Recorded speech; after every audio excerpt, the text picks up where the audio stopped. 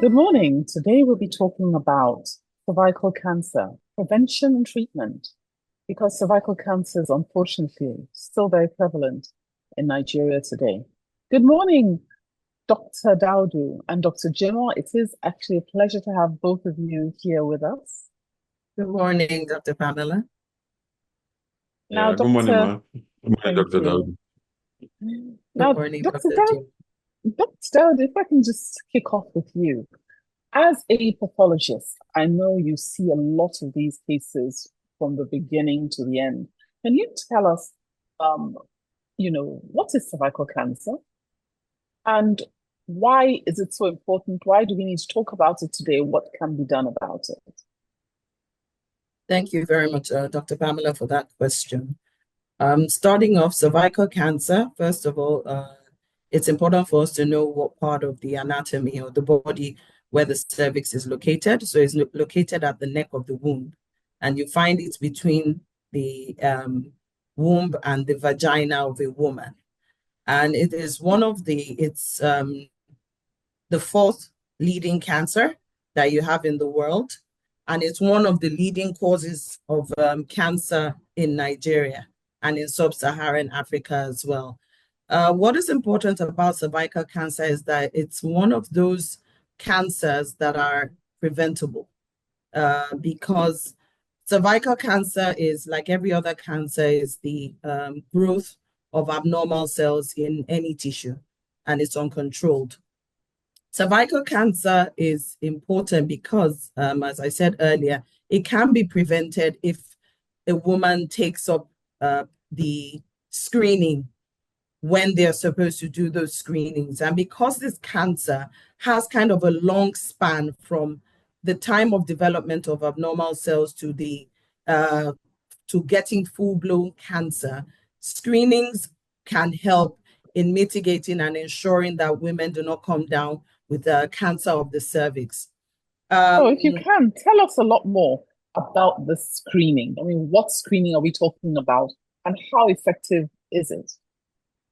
So when we're talking about the screenings, there are several types of screenings.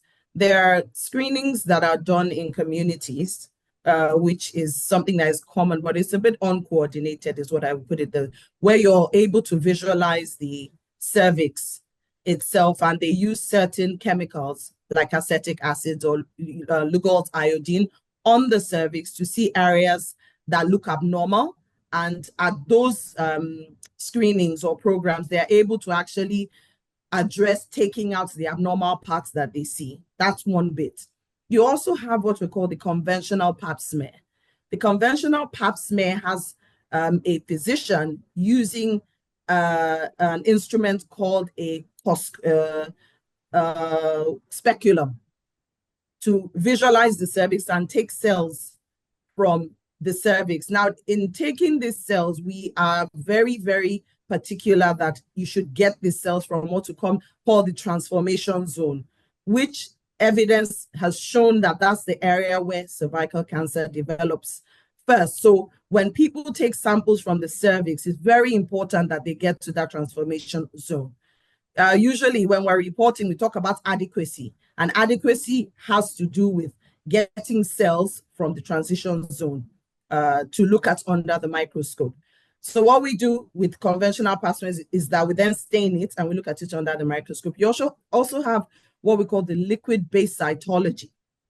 The liquid-based cytology is a little more advanced than the conventional pap smear, because when we do the conventional pap smear, there are some cells sometimes that can obscure or can cover the cells of interest to us, which are the cervical cells that we want to look at for abnormalities. It might be due to infection, so there's a lot of inflammation. It could be blood, it could be bacterial organisms that cover that. So what the liquid-based cytology does is that it helps to clear off all the other cells that are not of interest to us as pathologists that we want to view on the microscope. And then we also then have new, more advanced tests that are molecular tests, which look at the organism that has been associated to cause 95% of cervical cancer, which is the human papilloma virus.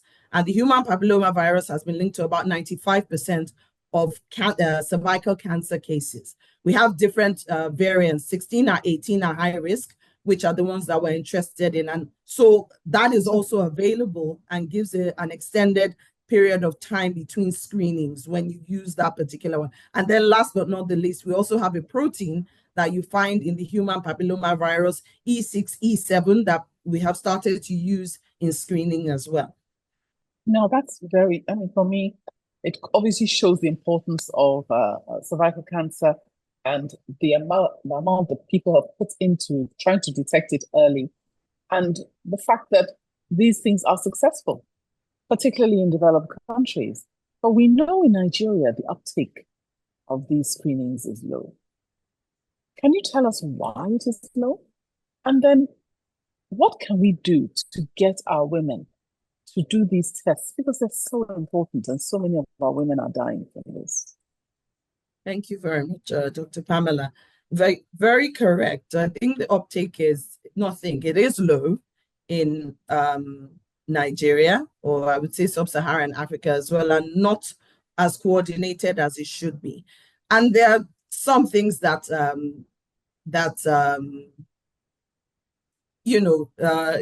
point why that is. First and foremost, I know a lot of women find it to be an uncomfortable procedure. And even though they may have the knowledge about screening, they are actually averse to going into getting it done because of the discomfort associated with it. There's also the bit about having more awareness in the communities around the importance of cervical cancer screening. There's a big role for advocacy as well in terms of getting all stakeholders involved in just sharing information about what the importance is and how important early detection is because of the kind of cancer that it is. And when we're able to get it early, you can have these women like fully cured basically from developing, adverse or advanced cancer, cervical cancer. So I would say education is one. The bit about discomfort in terms of the procedure is another one. And to mitigate that, we now see that there's a lot, even in the advanced countries, and it started to come onto the African continent, the promotion of self-sampling. We've also found that, yes, even though I spoke about earlier having someone who's qualified to get to the transformation zone, there are a lot of gains from self-testing of women as well. So I think these things we need to propagate more and to push into the awareness of our communities, the importance of having the screenings done. Well, I think we are pushing. It's one of the things we're doing now. But we also have what I call the ostrich mentality. What I don't know can't hurt me. A mentality that we have that's very prevalent, and it is not my portion. So they won't even check. And I think for me, those are even bigger obstacles because a lot of women know. A lot of educated women have never had a pap smear. So not even to say it was uncomfortable the first time, that's why they never went for the second one. But a lot of educated women, and we have hundreds of thousands of women in industry, in banks, and even in healthcare. Why aren't they taking it? And I don't know how much more we need to push this out there, that they need to get this done because there's treatment. And if you treat the early stages, the very early stages that are picked up on screening, then you don't, you survive. It goes away. So I don't know. I don't know what you think about this. I mean, obviously, I need to go on to Dr. Jimoh. But if you have any words you wanted to say about this particular aspect. Yeah, so like I said, I mean, there's education about it, but it's about the mind shift and our approach to health-seeking behavior. So we obviously just need to continue to use all the strategies and modalities to reach out and to reiterate the importance. And as you said, very important to also showcase people that have, embarked on ensuring they get this screening and the success rates and those. And I think sometimes being able to identify and see the success stories as well too would also help for people to ensure that they go out there to do the screenings. Fortunately, we also have a cervical cancer survivor who's coming on later. Thank you very much for coming on the program to share your experience with us. We want to appreciate your taking the time to do so. As a survivor of cervical cancer, I'd like you to just share your experience. How did you survive cervical cancer? And what words of wisdom do you have for women who are out there listening to us? Okay, thank you for the opportunity again. I never knew anything about cervical cancer until I was told I had stage 2 cervical cancer 8 years ago. What I thought I had was toilet infection, what we generally call toilet infection. What I was making effort to self-medicate and treat on my own was toilet infection. And I saw myself having repeated, like I was having the same symptoms repeatedly. And each time those symptoms came up, I would go to the pharmacy and ask them for a particular kind of antibiotics. I mean, nobody prescribed those antibiotics for me. I just would go to the pharmacy and mention the name of the antibiotics and buy it and come back and use it, and the symptoms will subside.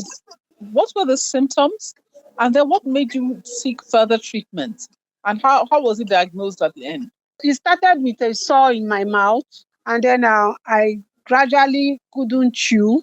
Then I started having sore throat, and then I used to have smelly vaginal discharge. And then from having smelly vaginal discharge, I started experiencing painful intercourse. And then I experienced bleeding after urination. Intercourse became very unbearable, so we stopped. But with all those symptoms, I didn't go to the hospital. How did you eventually get diagnosed? The first opportunity I had to be diagnosed was during Fashola's regime, and it was at the health center, but I was not screened. I had smelly discharge. I was invited to the screening by a neighbor on my street who had been screened on her way from the market. And she told me that they were there, I should go, that they were running series of tests for free. I got to the location, was given number. My blood pressure was checked, sugar checked, every other thing. And when it was time for the cervical screening, I took off my undies, laid on the examination bed, and immediately I opened my leg, the smell came. And the Yoruba woman who was to screen me just discharged me and said, "Why will I be smelling like that? I should just go." So I didn't attend health talk. I didn't know what they said to them before they started checking their vagina. I didn't even know what the vagina test was for. I didn't know anything. So I pleaded with her to please go ahead with the examination. She said she couldn't do it, that in 3 years' time, I should repeat it. I said, what should I repeat in 3 years' time? And she said, your mouth, they even smell too. I said, please help me. I need help. That's why I came. She said she can't help me. That is only God that can help me. I should go. So I left stigmatized and devastated. The way she treated me was what made me to decide that I will now seek medical attention, because I felt that she treated me very badly and I cried.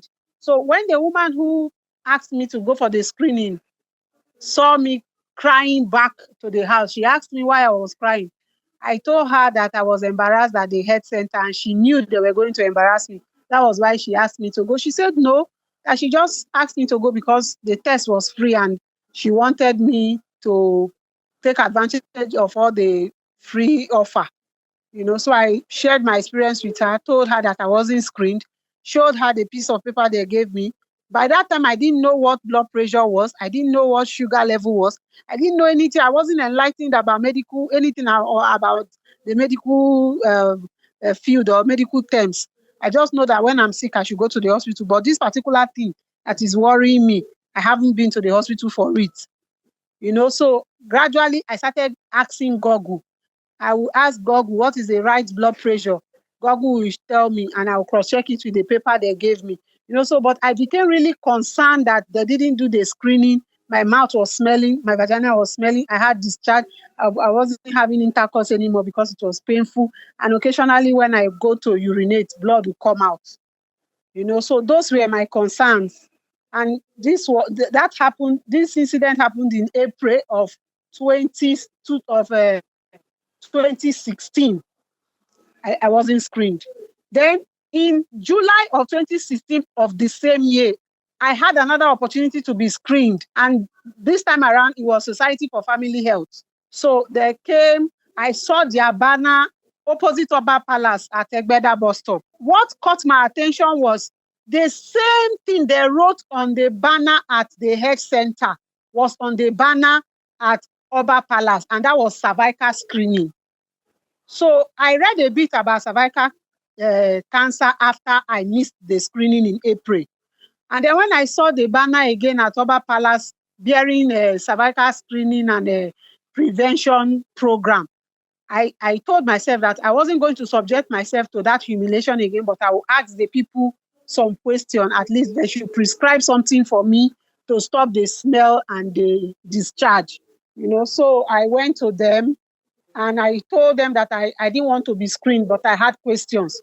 So they became curious to know why I had questions, but I didn't want to be screened. So I shared my experience with them, told them all the symptoms I was having, told them how I was stigmatized and I wasn't screened, told them that I needed to ask questions, but I wasn't going to open up myself and be humiliated again. So after I shared my experience, the team lead became interested in my case and said that she will not humiliate me and that she will carry out the screening for me. And if I test positive, that she would help me. So I started crying.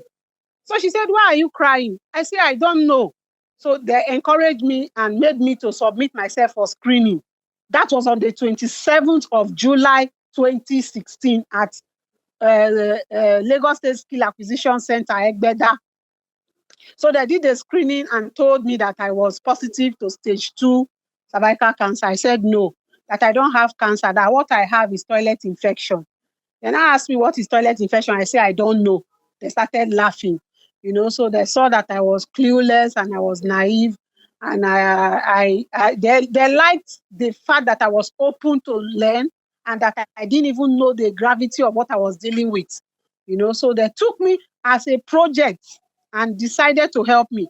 They asked me if I had children. I told them I had 3 boys, but I still wanted to have a girl. They started laughing and they said that I should not worry about conceiving again, that they want to help me, that they will take off my womb. And I said, no, I didn't want to take off my womb. We started a conversation on the light note. They asked me to go for a confirmatory test anywhere and bring the result to them that they are willing to counsel me and to treat me. So I went to my gynae at Sulere, did a confirmatory test, did pap smear, did a VIA screening at my hospital where I had my 3 children, and spoke with some doctors in the US, shared my symptoms, told them all my conversation with the Society of Family Health team, and they confirmed that with all the symptoms I was sharing and everything I was saying, that the diagnosis was true. So the team took me up as a project and they started treating me. They treated me for free. They did 6 sessions of cryo for me.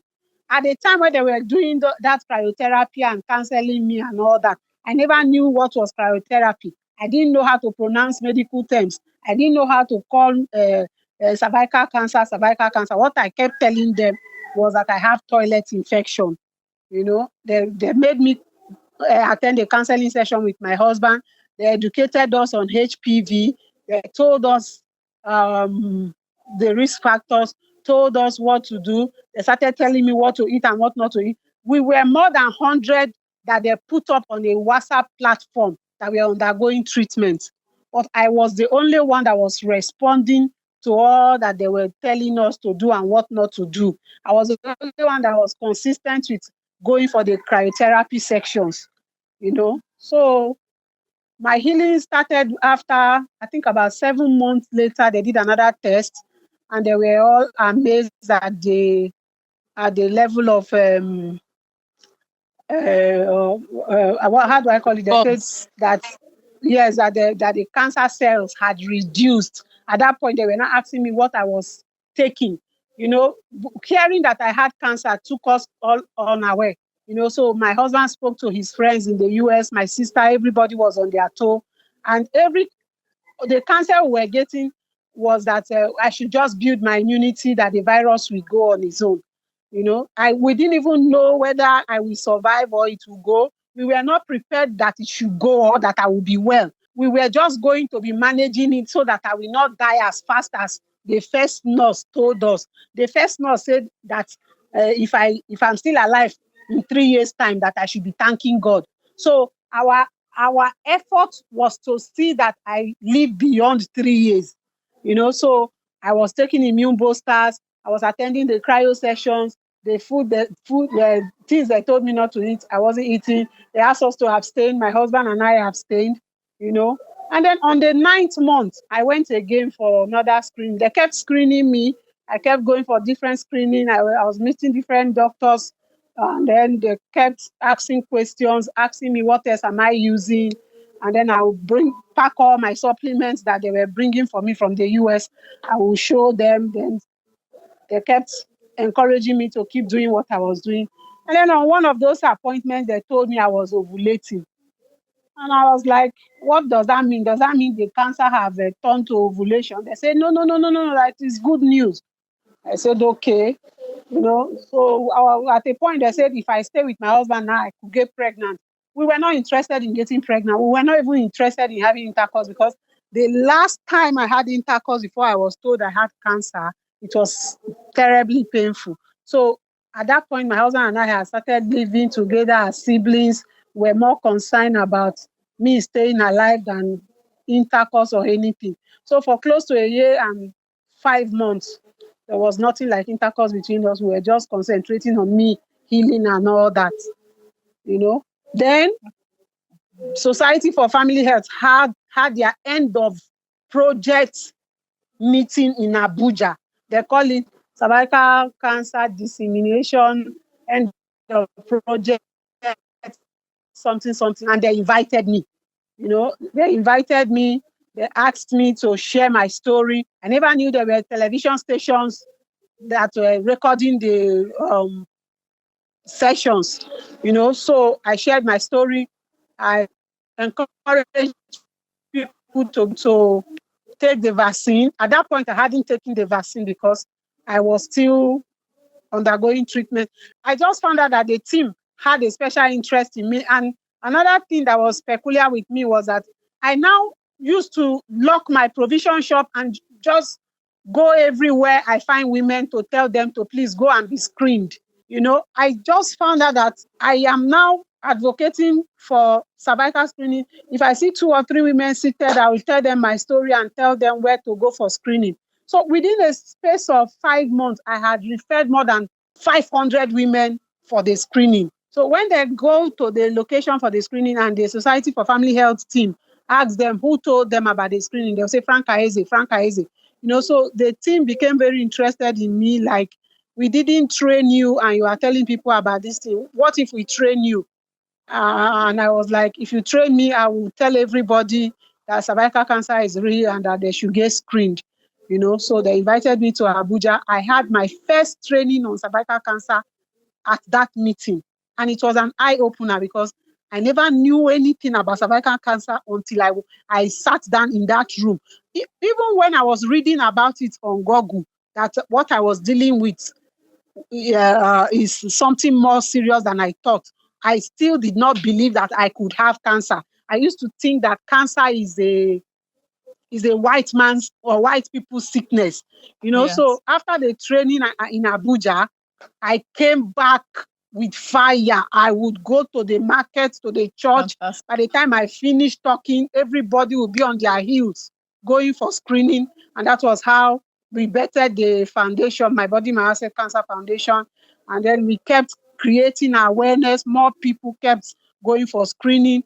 And then gradually we started advocating for the people to take the vaccine.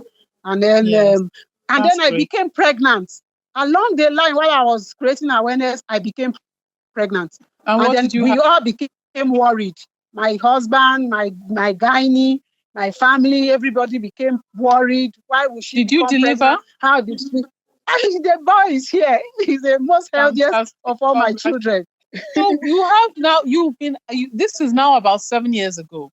We're going to have to just to have you just to say a few words to women who are listening out there, because you are an advocate.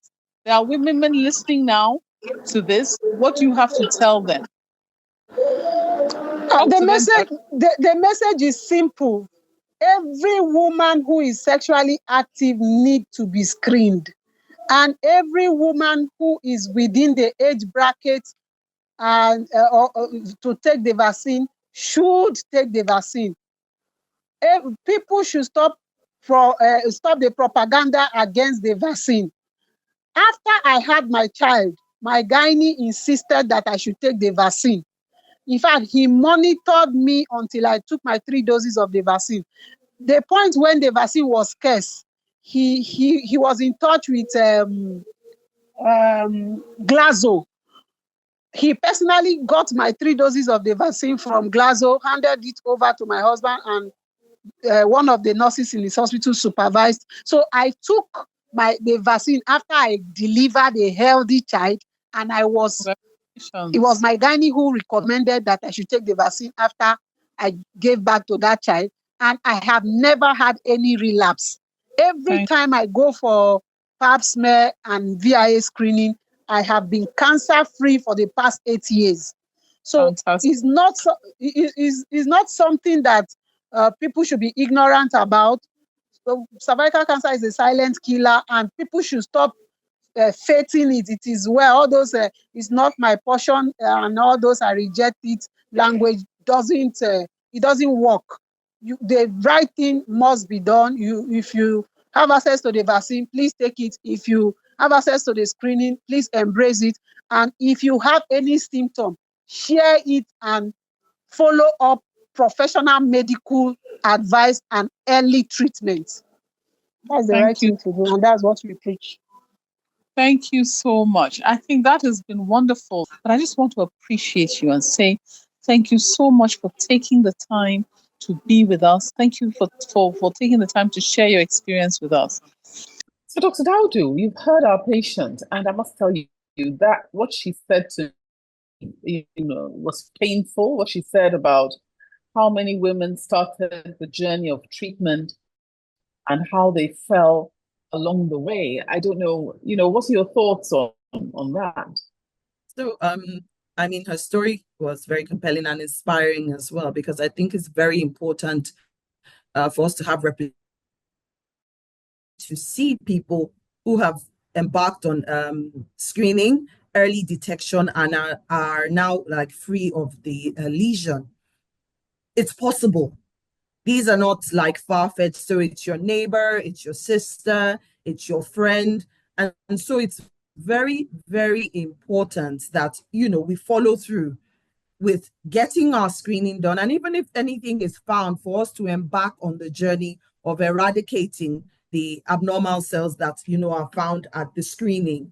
I think it's very important for us to use every platform that we have to propagate the information in church, in our workplaces. There's so many WhatsApp groups for what's not that have women. We have to be ambassadors of pushing for screening for cervical cancer. And I love the part where you said it shouldn't only be year long, because we also know that we have like the highest burden of death. I mean, 94% of the 650,000 women that were discovered with cervical cancer who died were from sub-Saharan Africa. So we still have quite a bit of work to do in that regard. I think another important thing that we need to also push is to talk about the risk factors. We didn't speak about that earlier. We do know that 95% of cervical cancer is from HPV. So we should at least in our lifetime get 1 or 2 of those tests done to know our HPV status. As women, 1, smoking has been associated with this. So for those of us that are smoking, stoppage of smoking and not even initiating smoking is good. You also look at it in terms of women who had early pregnancies, sexually transmitted diseases, then HIV, which I didn't speak about. Times of a propensity of developing cervical cancer than the woman who's not got HIV. So we need to screen them often, and they, if you find any abnormality, are actually they are more susceptible to coming down with cervical cancer with a shorter span than the regular woman. The regular woman would take about 15 to 20 years after an infection. In their case, it's about 5 to 10 years. So I think these things are very important. And then women down on hormonal contraception. Why this is important for me as a pathologist, there are certain pieces of information that must accompany a pap smear as it comes to me. So I want to know the woman's last menstrual period. Is she menopausal? Is she on any contraceptive? Does she have any children? And if she's still menstruating, how many days? All those histories are very important in interpreting what we see on the slides, because there are a lot of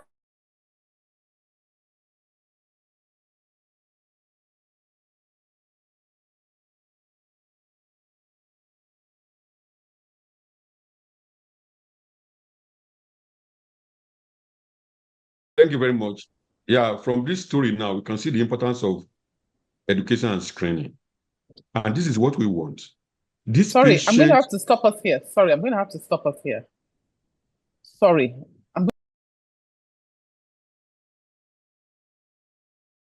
Any last words for our listeners? Okay, yeah, thank you very much. Like I said, importance of education and screening, because it's really good to pick this early when it is not symptomatic. But if even with symptomatic, if the symptom is not really that much, patient can go for all this the test, and they'll be able to discover it early, and then it can be cured. So it's important for us to do screening, education, very important, so that we can pick this thing early, not when patient is not bleeding or there's vaginal smelling, just that we cannot go to the hospital. We know it's very preventable. Please let us come out and do our screening. It's very important. Thank you. Thank you very much. Actually, but if you don't mind, Dr. Jimoh, I'd just like you to take it again. Okay, because you kept repeating yourself. Okay, and so and I wasn't sure if you were telling off the woman for coming late. So No. I don't know. You understand? I know, but it's just the way you came across was almost like you were chastising her for coming out late, and she was already. It wasn't nice the way you said it.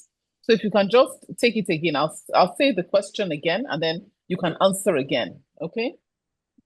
Thank you, Dr. Jimoh. I'm so sorry. Oh, I'm so sorry, Dr. Jimoh, but time is fast spent. If you can give us any last words for our listeners. Okay. Thank you very much. Well, looking at this patient now, this patient is very interesting that patient presents early enough for you to even benefit from cryotherapy. Right. We encourage our people to come early so that at least they can benefit from early treatment, and then the disease can be cured. So from this story of the patient now, we can see that it's an early disease. And that's why the patient was able to benefit from cryotherapy, no additional treatment. And over 7 years now, there's no recurrence of this disease. So, but that cryotherapy doesn't really mean that patient cannot still go for screening thereafter. It's important for patient to also go for further screening despite the treatment, so that they can check by doing liquid-based cytology or pap smear. Thank you. Thank you very much. Dr. Dawodu, your last words, please. I'd like to encourage every woman to get out there, to get screened. Please take your sisters, your mothers, your friends, and as I said, all those on your WhatsApp groups. We need to continue to push and encourage ourselves. We need to make a date and a commitment to get ourselves screened during this month. And even if it's not this month, during the course of the year, it's very, very important that we reach out to one another to ensure that we're screened, so we know the status of our cervix, and if there's anything that we need to be concerned about to take further steps. So please, early detection saves lives. You cannot be overemphasized. Thank you, Dr. Ajayi. Thank you. Thank you very much. Thank you for watching. Please like, share, and subscribe for new video updates.